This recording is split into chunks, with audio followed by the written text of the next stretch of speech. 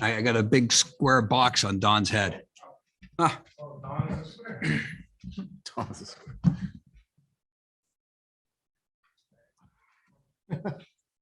okay, can we call the meeting to order? I think we gotta call yours to order. I'd like to call the meeting to order for Fremont. And then can we stand up to the pledge, please?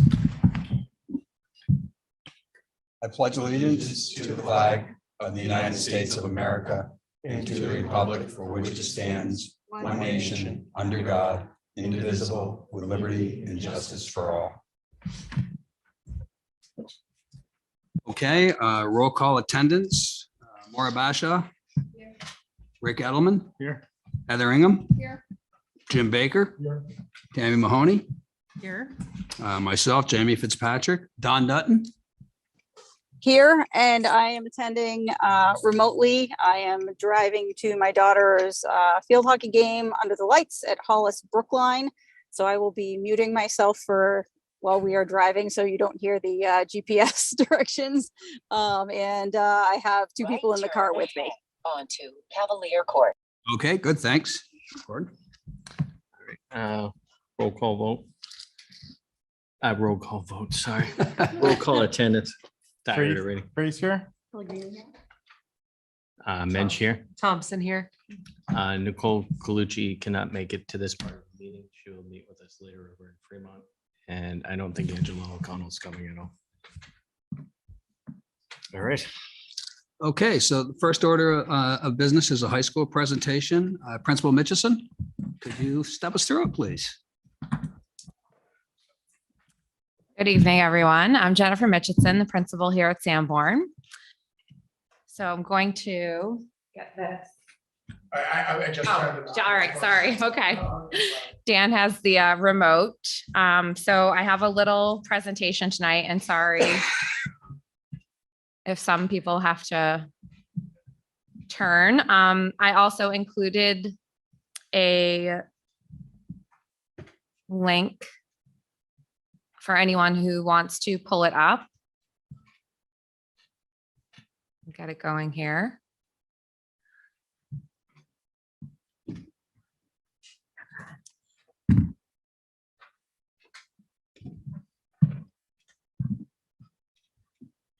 Should be duplicated. Does it?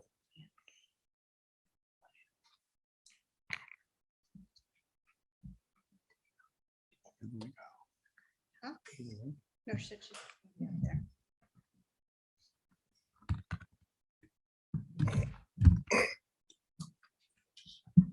Okay.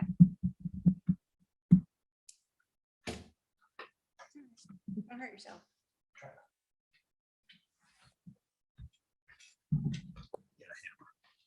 That's how you fix these things. Yeah. Well, if your only tool is a hammer, everything looks like a nail. Yeah. Turn it back on. Turn it off and turn it back on. Right? Have you tried? That's what IT said. Did you turn it off? I don't know, that's the next step. Yes. I think it. There we go. Okay. Yeah. Sorry. When it's down, and then- Okay, so there is a link to the presentation, so I'll give everyone a minute if you want to pull it up on your own device or if you're watching from home. It's right on the bottom.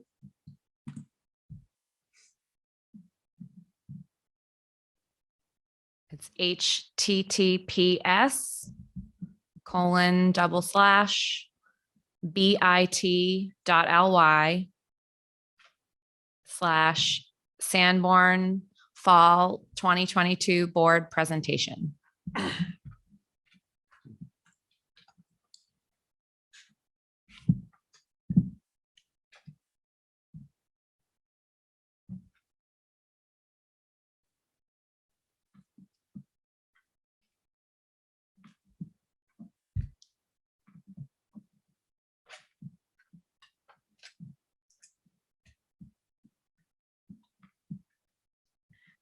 Okay.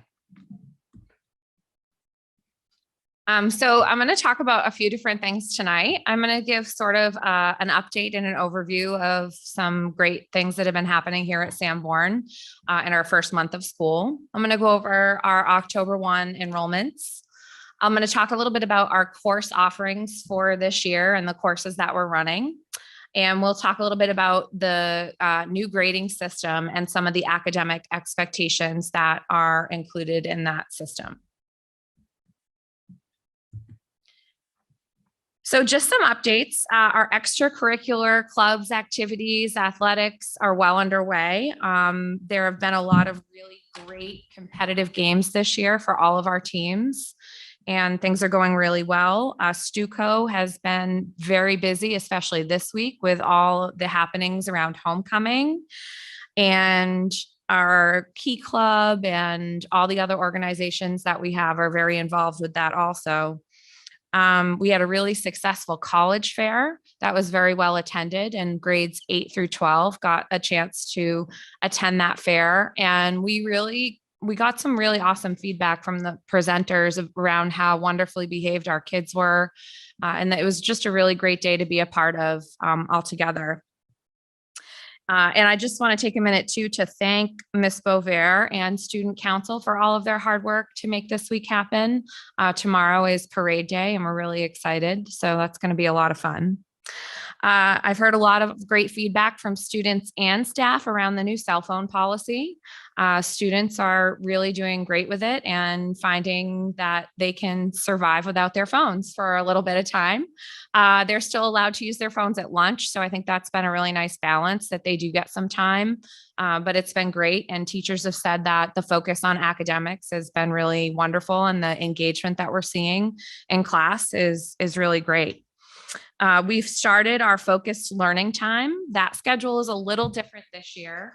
It's really great that we have a consistent bell schedule. So our students and teachers meet every single day for 55 minutes. And then we have our FLT time. And there's 2 FLT blocks that go opposite of our lunch period. So it's working out pretty well. It gives teachers time to collaborate, students time to see teachers for any makeup work or to have some reteaching opportunities and interventions. So that's really been going well. And then we also have, just to kind of look ahead, we have PSATs next Wednesday. So we're getting that all ready, and our staff had the training around the PSAT day, and that's for grades 9 through 11. And then the seniors will have a day where they're engaged in job fair opportunities and college exploration that Carrie Alley and Heidi run. All right. So here is our October 1st enrollment numbers to date from October 1st. So it's broken down by town and then again by grade level. And so as of October 1st, our grand total of enrollment was 535 students.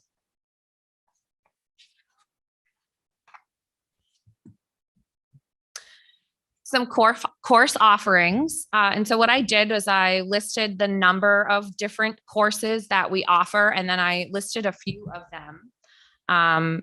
So for instance, in art, we're running 15 different courses, from ceramics to studio art and drama, Art 1 and Art 2. Business technology has 12 different course offerings, which include modern media, robotics, financial literacy, industrial tech, 10 different courses, woodworking, CAD, small engine repair. English, I want to highlight, we have 21 different courses this year. The program of studies offerings were really unique and gave students an opportunity to sign up for a sort of specialty course that is really of interest to them, such as real world English, sports literature, and Gothic literature. We have 17 different math courses: aviation, running start, calc, pre-calc, AP calc. Music, we're offering 5 different courses. We have band and choir, but also history of rock and roll and a few other electives. Our PE health and wellness department offers 7 different types of courses for students: foods and nutrition, strength training, health, team sports. Science has 15 different course offerings: brain and behavior, biology, AP physics, astronomy.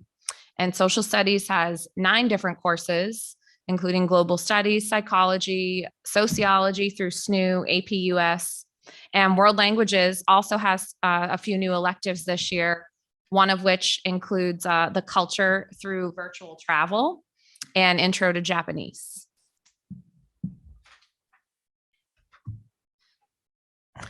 I also wanted to highlight that currently we have 69 of our students taking 2 periods a day at the Seacoast School of Technology. We also have 36 students taking 68 different classes over at Northern Essex Community College. And then for our extended learning opportunities and internships, currently we have 92 students taking at least 1 period, if not 2, between an extended learning opportunity and an internship. And we expect that number to grow as we get into the second semester. We know that there are kids lined up to have those opportunities in the second half of the year. So the new grading system. So I thought I would just highlight a couple parts of the grading system. I have linked the manual into this presentation. So if you click on this first picture, it will take you to the full manual. It's also posted on our website. And so really our goal around the manual itself was really to make sure that everything is clearly communicated, that the grading and reporting procedures are clear to everyone. We also wanted to recognize it's a big shift from what we've done in the past. So, so far it seems to be going well, and I'll talk more about my plan moving forward around the grading and reporting. If I wanted to highlight the academic expectations, I would pull these 3 pieces that I have here. So the overall grading scale, just to understand, you know, the structure and that anything below a 70 is considered, you know, failing, but it's, you know, it also outlines, you know, the move and the transition to the 100-point scale. And this actually isn't a huge change for Sanborn. It actually aligns with our previous grading system where students couldn't get any lower than a 2, which equates really to the 70. So it wasn't as big a shift there. But again, to emphasize that the classes at the high school are credit bearing. So students have to pass in order to earn the credit, and they need the credit in order to fulfill the graduation requirements. The second part in the manual that really highlights some academic expectations is around the reassessment procedures. So a change from previous practice, students can reassess if they score below an 80. They can reassess on any summative assignment during a quarter, so long as they have completed formative work and met some of the other criteria there. So there's really a push to keep students engaged and have them working and working with their teachers through the process. The other piece is around due dates and deadlines. So again, we've sort of just created some clearly articulated guidelines around due dates and deadlines, or guardrails, if you will. So that has also really explained to students, you know, what our expectations are of them around if they're missing work or if they have to miss school, and what they should do, and contacting teachers and making sure they stay up to date through Google Classroom. The other part I wanted to highlight was that there are a few different academic expectations. There's GPA information and specific academic expectations around attending prom. And those are all specifically outlined in the student handbook. So looking ahead, I just wanted to share my plan. I would like to, you know, share additional information on course enrollments with the board. Take a look at program of studies considerations for the 23-24 school year. I've already been thinking about what that might look like. And my plan is to solicit quarterly feedback from students, staff, and families on the grading and reporting manual. I'd really like to work with my admin team to come up with some questions that everyone can answer. And they may look a little different, the student questions from, say, the family questions. But I think that where this is new, it's really important to gather some feedback. and then see if there's anything that may need to be adjusted in terms of the manual itself and some of those academic expectations. And that is all I have.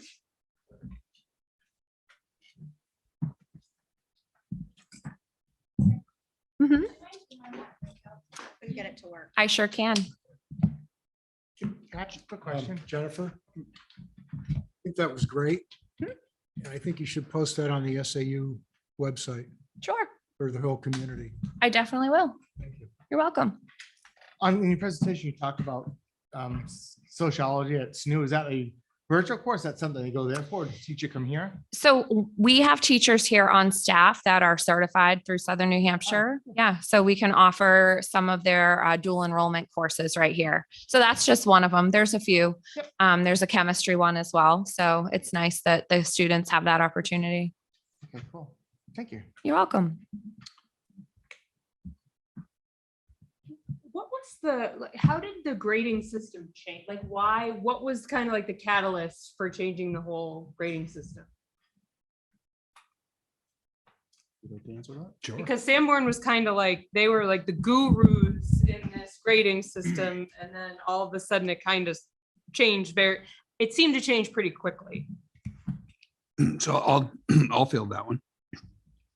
There's been numerous discussions about grading going through. There was actually discussions about grading until COVID hit. And then it kind of went in the back seat as everything was working around COVID. The concerns were the current system was not giving us the results. We're still stuck in the 30s for math achievement and in the 50s for English achievement.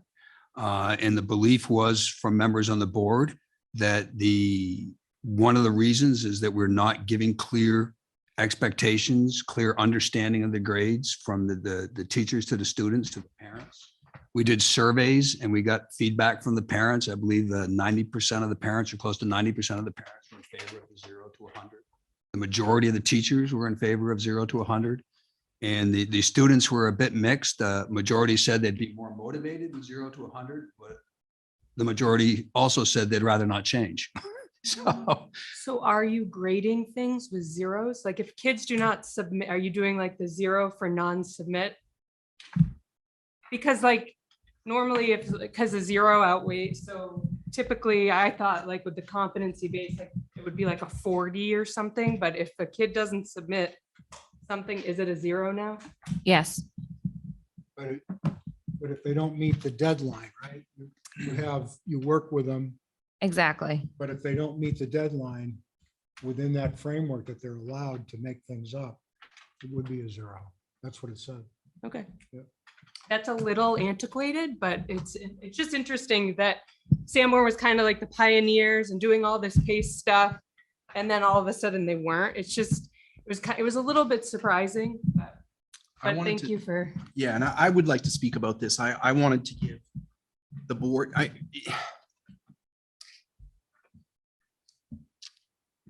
we are moving in a direction of balancing, valuing student voice and choice with the important components of academics that every student will need to know to be successful in the world they're going to face. When I was hired at my first interview, when I first met some members that are still on this board and the other board, I researched deeply what was going on at Sanborn with regard to academics. Mhm. And what I saw was that there are a lot of things that were happening that were being celebrated, but the academic results were very, very low. Like the Particularly SAS scores and the SAT scores, Okay. the state assessment scores. Really, most public schools start to struggle in 7th grade Mhm. with academics. But this district was having, at my first interview, I did a deep data analysis and explained to the board when I first met them that what I saw was a massive arc, very unusual, that students would be doing that well in 5th, 6th, 7th grade, and then just start to really go down. And so what we have identified as a group is that we feel that high quality instruction, Mhm. teaching, the quality of the teacher is the #1 most important thing. The grading is a communication tool for parents. And what we got for feedback from the moment that I was hired, I did 150 plus hours of entry interviews my first year. I spent basically the first 6 months just listening to people. And everyone said the same thing. I don't understand the grading. I don't know how my kid is doing in school. I don't know how to help them. And so I started to investigate options. I want to be really clear, though, that there is a component of competency education that cannot go by the wayside. We have to know what we expect students to do. We have to make sure that they can do it. And if they don't perform, we need to help them. Mhm. And those components will not be going away. It's our belief that the grading system is a communication tool, and that what the district was trying to get to was the teaching and learning, and that's where we're going to spend our time and money in the next 5 years. So are there still going to be the competency recovery days, or is that? There will gone? be opportunities for students to demonstrate their learning, but it will be in a more timely fashion. So for example, you won't be able to in June do assignments that were available in September. But if we teach students in 6 to 8 week units, and then we do an assessment and they're not doing well, we need to help them right then. Mhm. So when you think about recovery, what you're really saying, or what we were really saying, is we believe that it's important that these students know and are able to do these things. And if that's true, then we need to help them when it happens, not later. My understanding is that kids weren't like failing a summative in September and then retaking it. And that was I mean, I felt like kids were getting help like along the way. They were. More so than failing something in September and redoing it in June. But this is like neither here nor there. I was just wondering No, like why there was just such a big change. So kind of seemed a little bit out of nowhere, maybe for us. Maybe you guys were having it more with We were. Kingston and Newton and like that. So I just was wondering how it came about. No, and I think it's a really good thing to talk about publicly. So Yeah. I welcome this dialogue and conversation, because we had some students that were, students are very savvy. And they know, if I have 10 more days to complete this, they're going to take that. And so we said, no, things are due when they're due. If they're important and they count, you need to learn how to be accountable, because our college age kids in the community were coming back and saying, I was not ready for college. Sanborn was too flexible. Due dates were too fluid. I had too many opportunities to make things up, and I don't have that in college. And when I say college, I want to be clear, that's true of trade schools as well. Because for me personally, I value that every student has a direction, not necessarily a 4-year degree. Some kids are going to go into automotives and do really well. Some people are going to go into building trades and do really well. And other folks will go to college for a 4-year degree. If that's the career path that they want to do, we want to help them do it. But no matter what you do, you have to be able to do things on time, and you have to be able to be accountable for your behavior. We felt like that needed to be tightened up. So the new grading system is really focusing on the soft skills. It's focusing on both. Okay. It's saying that things are due, and that you have to be organized, and that you have to get them done. And you But- need to know how to do it. Exactly. But if you don't know how to do it, you only get one shot to do it. But then what happens if you still don't know how to do it? Then we help you. Okay. Right. And yeah. that's going to take time to develop. Like Yeah. we had to first put the new system into place. Yeah. And then develop the strategies. And Ms. Mitchison and I don't want to steal your thunder, because you're doing a great job running it, but we are looking at, now that we're getting into it, what do we do when students don't do well? How will this look? And this is going to take a little while to really tease out. It's really important to recognize that in addition to changing the grading, we also changed the master schedule.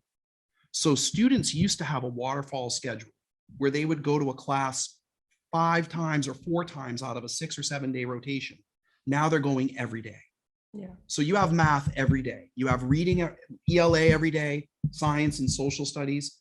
The schedule reflects the value that being with a high quality teacher is the most important thing that we can do for kids. So our focus will be on providing high quality professional development for teachers. Our focus is on administrators being in classrooms and engaging with teachers about the curriculum development. And our focus is also on developing clear units of study that have common assessments, so that we can figure out which kids know the material and which kids don't, so we can do something about it, which is why we're working hard on academic intervention. And if anyone just wants to have a cup of coffee, I could talk to you about this for an hour and a half, and I would love to. So anytime, but that's the small version, right? There's a lot of nuances in how this is all going to play out. It's my belief that for high school students, the more we can offer them real college courses and give them credit, the better off they're going to be when they get to college. So your question was, did whoever asked about the SNHU, yeah, Greg, that's great, because what happens is one of our teachers is certified in their instruction. They go to the course, but they get the SNHU curriculum, and then they get a credit for that. We had a student recently graduate with, was it one class short of an associate's degree, or did they actually get the associate's degree? I can't remember. It was close. One short. For me, that's a home run. Because Yeah, if you can earn your high school diploma and an associate's degree, that's fantastic. No, I mean, I think the course offerings here have been great. I think sometimes there needs to be a little bit more mindfulness at what classes, because we are a small school. Mhm. So if you have like AP government, you only have one section. And when it's running at the same time as calculus, you have to choose like what you have to. So I do think there has to be a little bit of, but as far as like the number of courses, Mhm. like it's being offered, but just like a little bit more mindful scheduling, like how can we offer like, because seniors like are trying to take these classes, and when they're all kind of offered at the same time, it's difficult to kind of get into physics and all of these, but this is like neither here nor there. Thanks for answering my question about. My pleasure. Yeah. If I could just jump in real quick, because I think something you said, like when you saw it right up on the screen, antiquated, right? I think that's the what I word I picked up on. Yeah, zero, right? Don't turn it in at It's zero. Zero, like Yeah. it's, And I, isn't always equal. Yep. Rick Wormley, like. yeah, so I can just tell you from my personal experience with my son, I think it's not as black and white as what our experience has been so far. Gabe is in the middle school, worked very hard on I want to say PowerPoint project. I know it's Google Frames or whatever they call it, right? But he knows that I'm somewhat savvy, and he wanted me to look at it, and he did it all on his own and completed it and was real proud of it. And he forgot to turn it in. Like, he didn't submit it that night. So a couple days went by, and I said, "Hey, how's your grade? And what'd you get on that? I'm interested to know." He goes, "Oh, I haven't got it yet."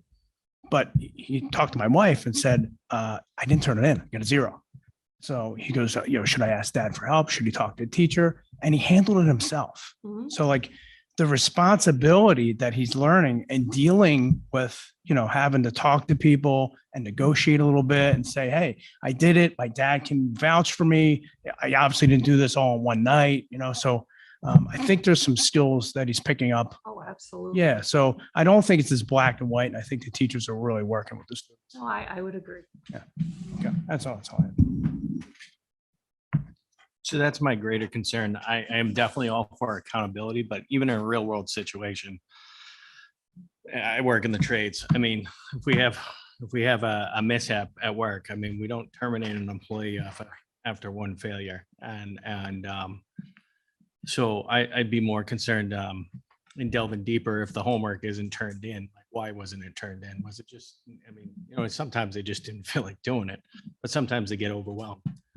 And my concern would be that you have, kind of a snowball effect where you're going to send a kid into a dead spin because, a couple zeros, Yeah. it's going to really trash their grade. Yeah. And something that Tom said, the kids are savvy. I think anybody who knows my son, he could probably teach negotiation 101 by now. Right? Mhm. And he knows the system. So before this new grading system came out, I explained to him, it's not like it was last year. You're not going to have extra days to do stuff. There's no, "Oh, I didn't do it, I'll turn it in tomorrow." You're accountable now. So I think having that, you have to have the framework, right? The You do, framework but has to you be have a there. massive pendulum swing. Yep. And what you're suggesting that he does is negotiate, which clearly was presented up here as not an option, right? There was, as far as the homework was concerned anyway, it was a zero, and that's it. No, There was no negotiation back from that point. I'm suggesting that he learned to handle that issue himself, right? That what I hope he learned is that he needs to turn his homework in on time. There's going to be like anything, like in the business world, and stuff happens with children more so than it does with adults sometimes. So Right, think, but it's two different, I guess, I'm not explaining myself, two different scenarios. This, what I'm talking about is not a student failing or forgetting to turn in the homework. A student having so much trouble with the homework that they Oh, give yeah, up on. okay, yeah, Right? no. So now they're, maybe, let's, for example, would say there was 10 questions, they did one and turned it in. I mean, that's still a zero, but it's because they need extra help. They got to go to FLT or whatever. Yeah, I would. That's not what. I'll let that's not Tom what's answer. reflected up there. I can I'm not an speak to that educator, too. but So yeah, so I actually have some professional development ready for homework, something to do with teachers, and I think I'm planning to do it on, we have some flex meeting Wednesdays, and so I'll offer it. But it talks about, homework practices. So that's something administratively, to your point, Gordon, we want to make sure that kids aren't getting bombarded with homework that they can't do. They should, homework should be assigned with the idea in mind that a child can actually do it without their parents' help. The research and studies suggest that if you are going to give homework, it should be really mindful and an opportunity for students to either show you what they already know, practice something, but it should be, something that they can do independently. Because really it is about giving, having that responsibility and independence and getting those skills practiced. The other thing I want to just mention, we played around with the language in this manual a lot over the summer with a group of 22 teachers. So it's very interesting, a lot of fun in terms of like a professional opportunity. And we went back and forth with the teacher discretion phase, right? And the teachers know that they have discretion with this. So when the situation comes up with, Rick's son, the teacher could use their discretion to say, well, oh my gosh, of course I'm going to accept that. Right. And the teachers know that if, what a great staff we have. They really do. If a student is consistently not doing work, they're pretty good about getting to the bottom of it, getting the counselors involved, getting special ed involved if necessary, reaching out to the parents, and certainly if those things aren't happening, that's when we need to know and want to know about it. There's still flexibility here with retakes, and kids are still able to reassess. And, the goal, I think, is to teach them to really start, instead of taking a reactive approach to teaching and learning. And this is sort of how I've been really thinking about this since it started. I would rather see everyone take a proactive approach to teaching and learning. So rather than waiting for kids to fail and then having to do all these reassessments, or waiting until June and, everyone, and did they really even learn at that point? Or is it just a mad dash to get everything done? I would rather a proactive approach from the teachers to the students and everyone in between, where, oh, we're going to have a test this week, so let's get out our study guides and let's prepare for it. And here are some study tips, and sort of also really reinforcing those soft skill habits that I think were not necessarily happening as much prior, where it was sort of this open door of anytime you need to turn something in, it can happen. So I had a senior, my little son went to the Sanborn. He was exactly like that in terms of he waited to the last moment. And my concern with this, and I'm not in education, but my concern with this was just the hard switch from I have a daughter that's now a freshman. And even I asked our superintendent, and then I think she asked Tom, but even the middle school kids that you guys have, it's the hard switch of they're used to X, now they're doing Y. And that's what I'm hoping that the teachers are being that flexible. And they don't portray it to the kids let the kids know that it's like. And maybe I wasn't clear. That's what I was trying to get across, that it isn't black and white. There's a lot of gray, so. Heather? Greg, my son is a freshman as well. Yeah. So and the school has been really flexible. Like my kid is one of those kids that doesn't always turn his assignments in. And as Mrs. Mitchison said, they're catching things way ahead. Like if it's like 1 or 2 assignments missing, I'm getting an email from the teachers. Like they really are working collaboratively with the students to make sure that, because we know it's a hard switch. And that my big concern is just letting the kids and work with the kids that some are going to take more time to switch over. Yes. Well, and we're lucky to have FLT. Honestly, I mean, kids are able to sign up and they know when their teachers are available, different days and study sessions. So it's definitely beneficial to have that tool. And we're also fortunately, I have a couple applicants ready for our after school tutoring. So that's going to get started back up too. So there'll be a professional staff member available 3 days a week after school for students. So that was another. Okay, we're back in public session. Can I get a motion on the minutes from 9/21/22? Move to approve. Second. Any discussion? Oh. Could you seal the minutes from the non? Yeah, we're going to do that right after I do the motion. Thank you. Any further discussion? All in favor? Aye. The reason we can do a non-roll call vote is there's nobody dialed. Yeah, Dawn's gonna just watch the game. For daughter. Can I get a motion to seal the minutes into perpetuity from the non-public, please? So moved. Second. Second, okay. All in favor? Aye, unanimous. Thank you, Matt. Distribution of manifests, if you can pass that down. please. Yeah, sure. Mr. Ambrose, nominations? Yep, I have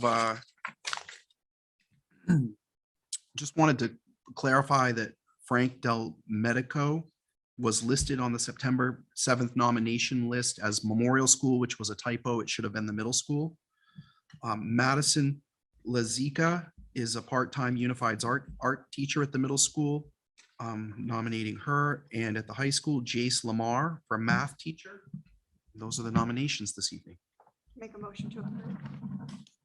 Second. Okay. All in favor?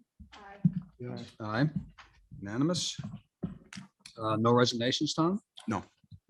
And did you have anything further for the superintendent's report? No, the high school report was superintendent. Okay. Any committee reports? Tammy, Yes, I have one. go ahead. Gloria. Okay, so this is excellence in student achievement. We met 2 weeks ago on September 21st. In attendance, myself, Mr. Fitzpatrick, Ms. Dutton, Mr. Ambrose, Ms. DeRocher. She has a new title, Director of Curriculum and Instruction. Ms. Levitt, Director of Guidance, Ms. Donnell, Ms. Mitchison, Mr. Malilla. Our committee adopted 3 goals for this year. Number 1, to fully implement the new grading system, 0 to 100 and letter grades in 3-5, and finalize a grading system for grades pre-K through 2. Number 2 goal, support the district in obtaining NEASC accreditation. And the 3rd goal is the implementation of K through 12 curriculum documents and the use thereof for the district. Bear with me, we had not met through May, since May, so we had several items we talked about here. Ms. Donnell reported that the new secondary math curriculum has been put into place. Mr. Malilla has had positive feedback so far from the middle school math teachers. Some of the high school level books are back ordered, but Ms. Mitchison confirmed that the teachers are having success utilizing the workbooks and the online resources in their place. Ms. Dutton made a comment that she is finding the materials very useful when helping her daughter.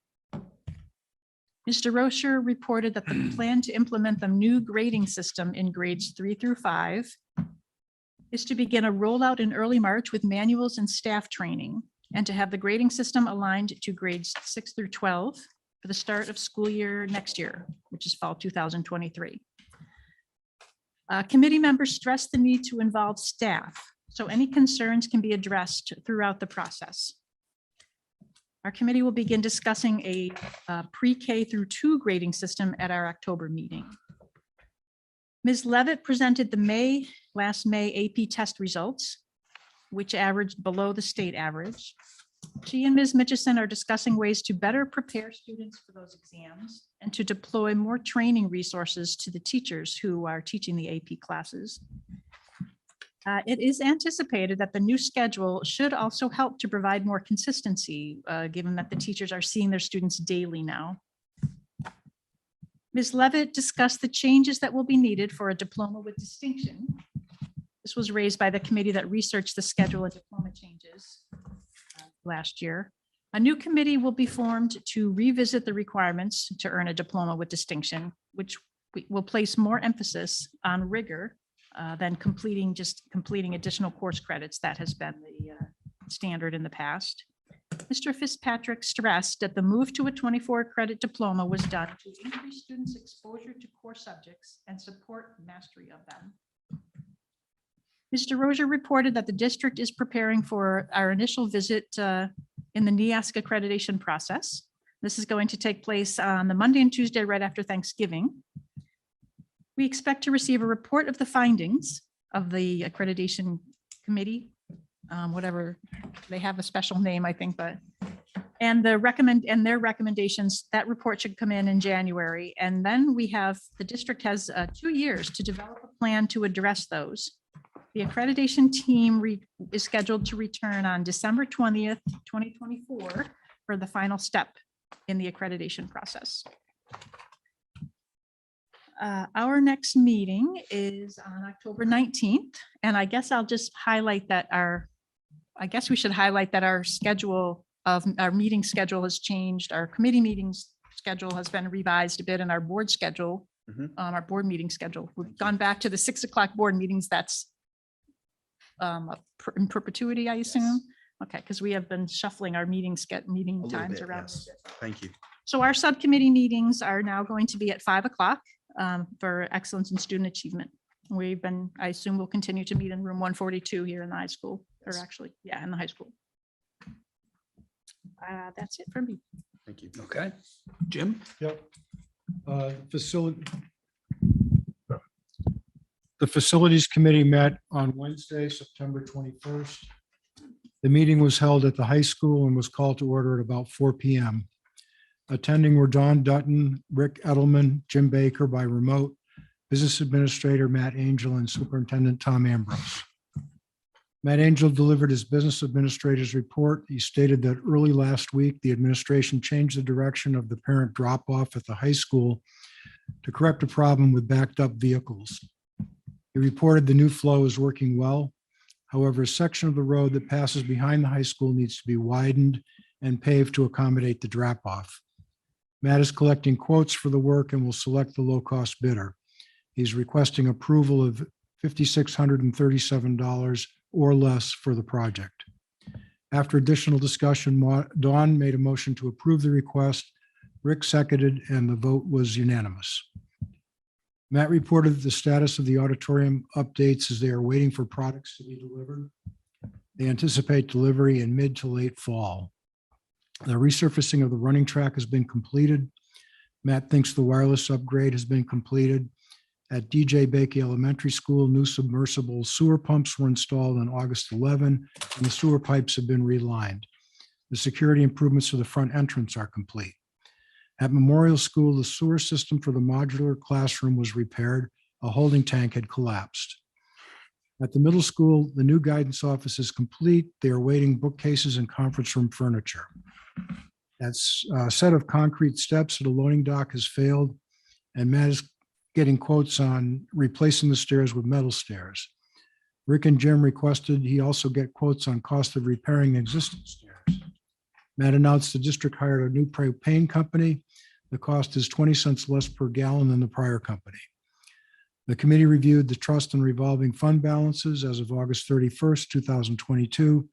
The special ed expendable trust fund balance is $241,237. The capital improvement fund is $373,101. The unanticipated educational fund is $300,244. The unanticipated utilities fund new this year is $75,000, and the facilities use fund is $130,360. The 2.5 contingency fund is $537,817. The total balance is $1,582,761. The committee reviewed and discussed a proposal provided by a Unitil recommended company. Unitil is our electric supplier. The proposal is to conduct an audit and inventory of the lighting in our buildings and break down potential costs and benefits that might be gained by replacing our current lighting with LED bulbs. They would also look at and make cost benefit recommendations that would point out where it could make sense to change fixtures and switches. The committee discussed various pros and cons of paying for an audit by a company that does not sell product versus having multiple no-cost audits and proposals done by companies who do sell products. The current proposal by the company we pay to do the audit did not include the middle school. Dawn and Rick requested the committee get a cost quote that would include that school. The committee reviewed a new format for the CIP suggested by Rick that breaks out the priorities in the plan by letter grade instead of by specific years or ranges of years. Designation A, the need is immediate, highest priority. B, the need is near future. C, the need is within 2 to 3 years. And D is an awareness item to be addressed in 3 to 5 years.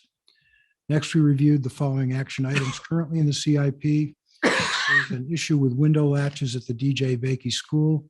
The committee will tour the facility.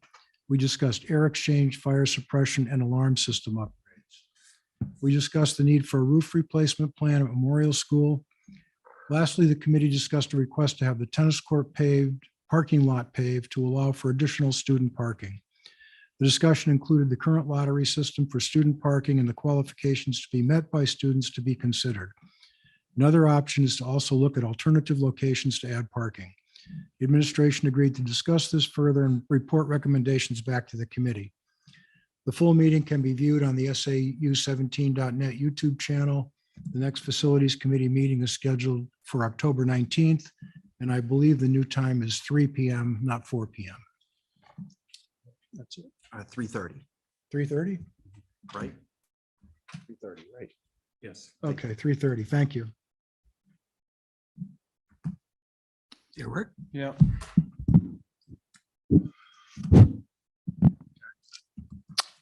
The Public Relations Subcommittee met this evening, and I'll have minutes at the next meeting for that, but I will be reviewing the minutes from our meeting on September 7th.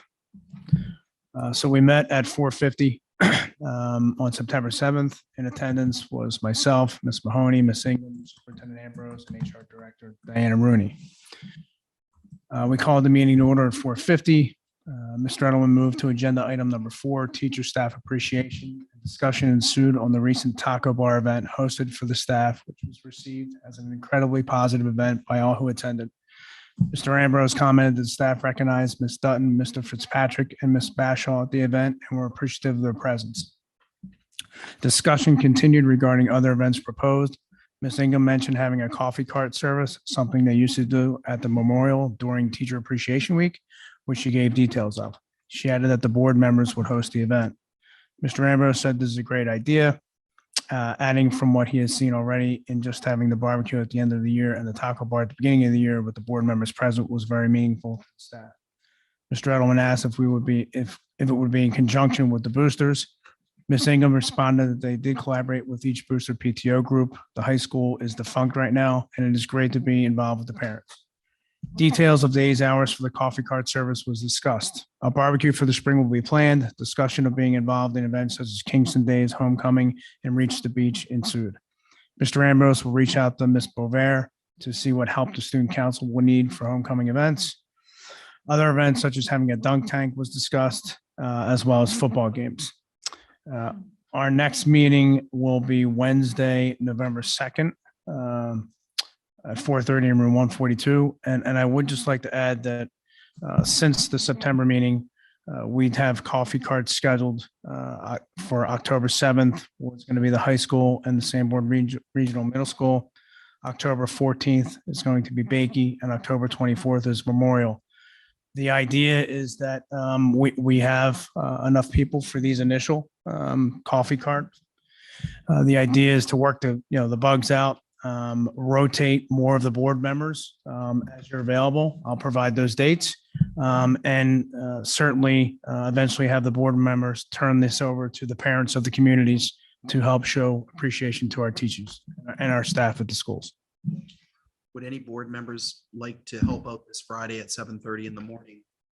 We could use an extra set of hands. So I know Rick and Heather will be there, and I'll be there. Yeah, I will be there. So if it's short notice, I actually planned the day off. So I can be there for as long as possible. So if you can't make it, no worries, but we'll plan it the next dates. I'll get them to you well in advance, and then we just like to rotate some more people in. Just wanted to make sure everyone knew that they were invited to help out.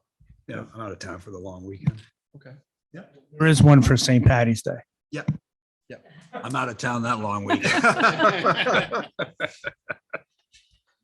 Laura, did you have your hand up?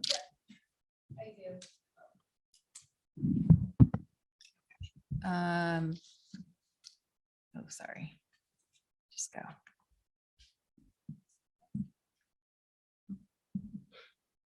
I'm sorry, I just said it. Okay.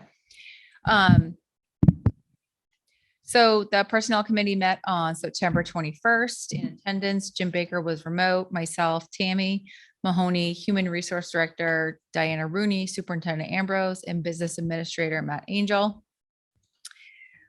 There was a review of the minutes where Mr. Baker asked for a correction on page 3 on the goal as follows.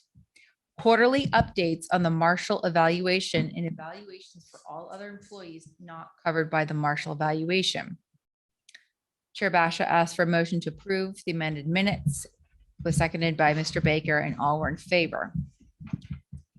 The final personnel goals are 1, staff retention, 2, quarterly updates on the Marshall evaluation and evaluations for all other employees not covered by Marshall evaluation.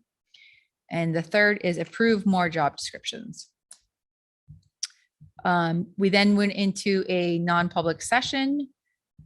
We didn't get to job descriptions, which we tabled until the November 17th meeting. But I think we're meeting on October 19th. Is that okay? So just the job descriptions are being tabled to that. So the next meeting is on October 19th at 4:30. Thank you. Heather, do you have anything? No, we have policies tonight, but I will have those the minutes of the next meeting. Okay. For budget, the Budget Committee is meeting at 7 o'clock on the 13th of October for questions and answers. Questions have been submitted to Mr. Angel as regards prior year spending and any associated questions on the budget, and that'll be a question and answer session at that time. Finance Committee was scheduled to meet tonight. We had to cancel that meeting. We had an issue with quorum on site in order to have a remote meeting. But Mr. Angel and I did meet with the trustees during that time. And basically the trustees are come to us saying that they would like to do something to increase the return. They don't have any eureka moment saying, oh, this we must do. They did point out that there's been a 20% adjustment. So if there's a good time, even though they agree that timing the market doesn't work, this would be a better time than say a few months ago before that decline. But what they're proposing is a 15% in stocks and 85% fixed in cash. I'm going to write up some notes to that, send it to them to validate that I've understood it correct, but they're looking for the board to give them a sense of the board as to whether we think this is a reasonable thing to do or whether we don't think this is a reasonable thing to do. And then ultimately they will take that back to the trustee board and they will decide what investment decisions that they will make. But it was a very good meeting, nice discussion. And we had that today. We will be rescheduling the Finance Committee meeting. I'll just have to talk to the members and to Mr. Angel to pick a time during October to do that. Jim, do you have a question? Yeah, regarding that 15%, I would suggest that they look at what they expect the return to be on that in terms of total dollars for a year. They said their intention on the 15% would be large cap S&P 500 index. So 8% at best or less. I don't think they would project as to what they think the market will do. But my point is the risk versus the return. Right. Correct. Right. If you get 4% on 15% and you're making $5,000, it may not be worth the risk. So one of the things that I did point out was from the time they first started talking about this to September 30th, because I cut off at September 30th, Yeah. the market is down 8%. Right. That's a Dow, not the S&P. So there's probably slightly difference with the S&P. Yeah. So that they're aware of that. The other aspect of it is that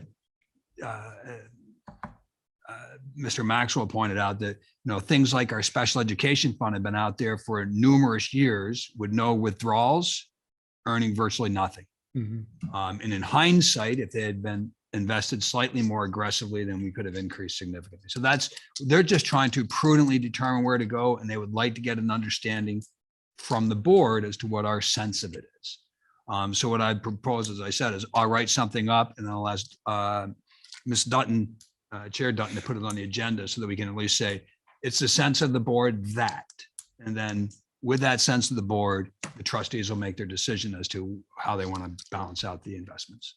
Yeah, I mean, if you look at that special ed fund and the impact of inflation, we've actually lost money. Which is their point, that Right. there's risk for doing nothing, there's risk to putting it in, and they're just trying to get a sense of how risk averse or risk willing is the board Yeah. and what are the current spending needs of the reserves. Because I told them also, we have authorized spending down significant amounts of reserves. So if those need to be tapped, the cash needs to be available. It can't be tied up somewhere. So all these things are part of the balance. Yeah. Good. Thank you.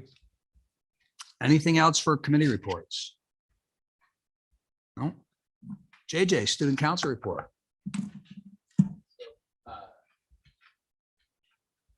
No, No. you just want to flip the button there. Yep. There. Okay, cool. There you go. You're- So homecoming, the pep rally / competition day / parade day, whatever you want to call it. It's tomorrow. Very excited. The pep rally is tomorrow. So that includes the parade and the parade floats, which the parade is being done just like last year, almost entirely on campus instead of going down Main Street like it did.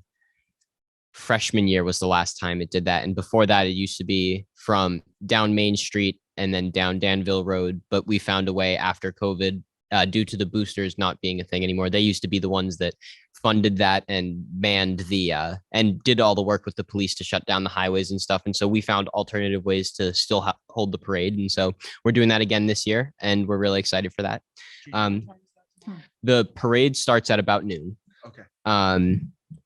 Each class is skit and dance, skit/dance thing, which is always really fun, entertaining to watch. Very fun to watch. We have 4 activities / sports things, which are always really highly competitive. All the grades love competing in them. And then everyone's really super excited, and I'll be sure to update everyone here on the outcome, which grade wins. The homecoming sports are varsity sports are being played on Saturday with class food tent sales starting at about noon. The teams playing on Saturday are the boys soccer team, the girls soccer team, cheer, and football. The homecoming dance will be Saturday, 7 to 10 p.m. here at the school in the cafeteria. And there will also be an option to be outside. There will be a bonfire outside, which we're all really excited about. That was one of the highlights of last year's homecoming. And so everyone's really excited about that. If you guys have any questions about homecoming, I am really happy to answer any questions that you have.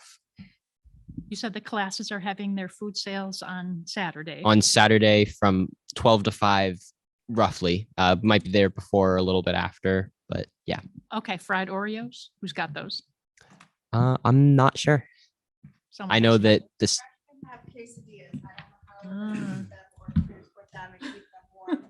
Not to plug the seniors or anything, but we do have pulled pork and empanadas. Oh, So that's what when my son was a senior, we did pulled pork.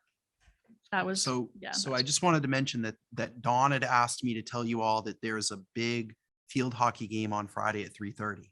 Hmm. So that's another part of the weekend that doesn't happen Saturday. Mhm. So she just asked, I'll say it, she wanted the community to know on the web that there's a big game Friday because the students won't be in school Friday. So getting everyone to show up Friday afternoon will be a little trickier than usual. So that's my plug for Mrs. Dutton. Okay, JJ, anything else? Thanks, JJ. Yeah. Yeah. Yeah, thank you. the skits are always fun, so fun.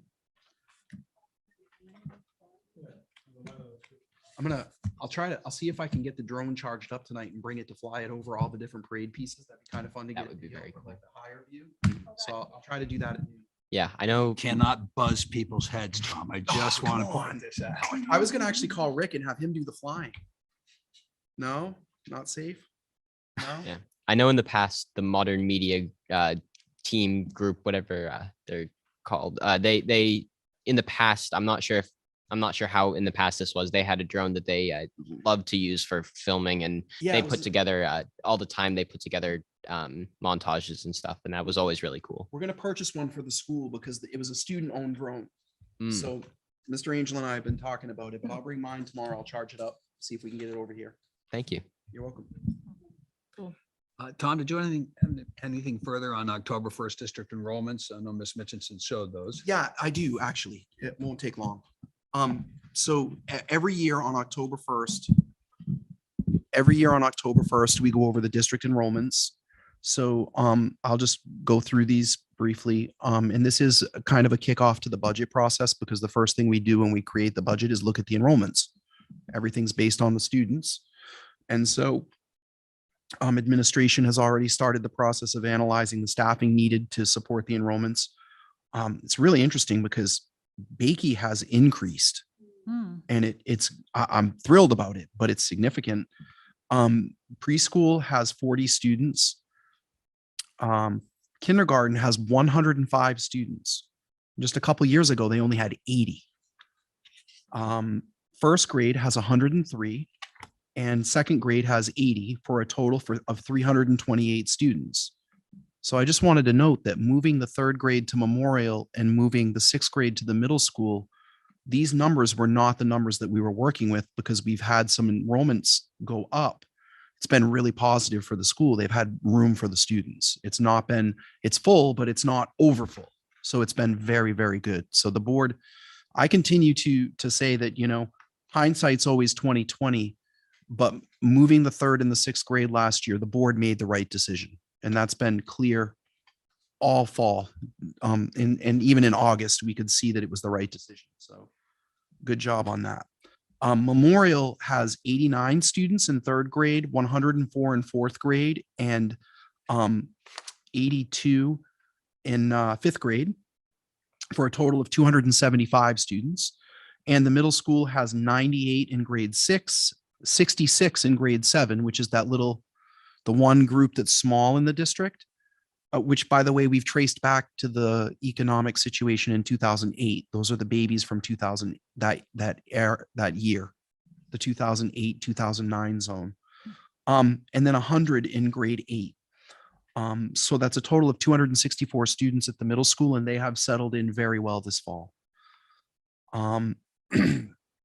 High school, as we saw before, I'll just run them quickly. 9th grade is 132, 10th grade 129, 11th grade 138, and 12th grade 136, for a total of 535, and a total enrollment of 1,402 students.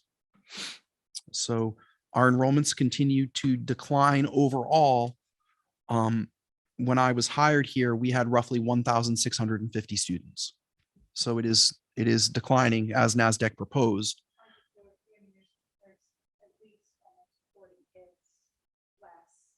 Yep. The freshman class is the last one that's really over 100. I mean, I can't hear you. Sorry. Grab some of those. I said that the freshman class is the last one that's really over 100. All the other ones are much lower. Yeah, it's important to note that it's the 8th grade class. So Fremont always sends us between 35 and 45 students. So the 8th grade class, when they move to be freshmen, will be 135 to 145. So we always have to add roughly 30. And I did ask them, their enrollments are pretty steady. So if you add 35 to 40 students to any one of the numbers in the right column through 8th grade, you get an estimate of what it will be with Fremont students. So you have to always add them into that column when you're projecting. So it's the 66 in 7th grade that are going to create a lull in the high school for 4 years, and then it will go back up again. So it's always dynamic. They're 2008. Yeah, exactly. But that would be 7 years away. Yeah. So it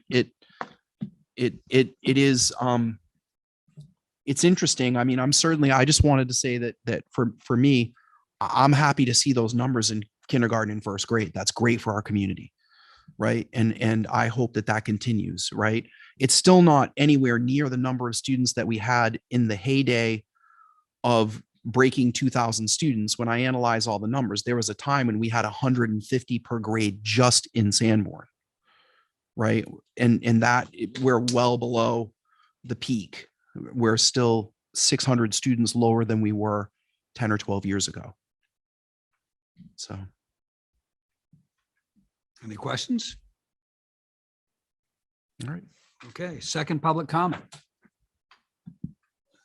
I hear no motion to the podium, so we'll move forward.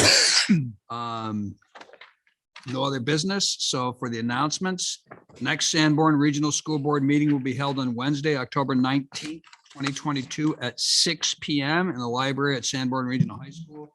As Ms. Mahoney just mentioned, that's a change from what was 6:30 previously. We'll stay at 6. The next Budget Committee meeting will be held on Thursday, October 13th, 2022 at 7 p.m. in the library at Sanborn Regional High School. And we have one more non-public. We do. Could I get a motion for going to non-public RSA 91-A3 Roman numeral 2 C? So moved. Second.